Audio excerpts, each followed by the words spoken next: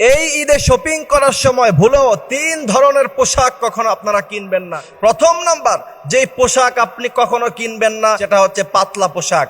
এখন ওই যে পাকিস্তানি ড্রেস বের হইছে, ওড়না দেখবেন একদম পাতলা, বুকের জায়গাটা গর্জিয়াস থাকে, আবার কিছু কিছু জায়গাটা পাতলা থাকে। যদি এরকম পাতলা পোশাক কেউ পরিধান করে, আল্লাহর হাবিব সাল্লাল্লাহু আলাইহি সাল্লাম বলছেন ওই ব্যক্তির উপরে আল্লাহ তাআলা লানত নাজিল করবে। দ্বিতীয় নাম্বার হচ্ছে, ছেলেদেরকে উদ্দেশ্য করে বলতে চাই, আপনারা হচ্ছে হলুদ পোশাক, লাল, একদম কচকচে লাল, আল্লাহর হাবিব সাল্লাল্লাহু আলাইহি সাল্লাম এগুলি পছন্দ করতেন না ছেলেদের ব্যাপারে। এইসব লাল হলুদ এইগুলি হচ্ছে মেয়েদের পোশাক, মেয়েরা এই সমস্ত পোশাক পরিধান করবে। তৃতীয় নাম্বার হচ্ছে, নারীরা ছেলেদের পোশাক কিনে, আবার ছেলেরা নারীদের পোশাক পরিধান করে।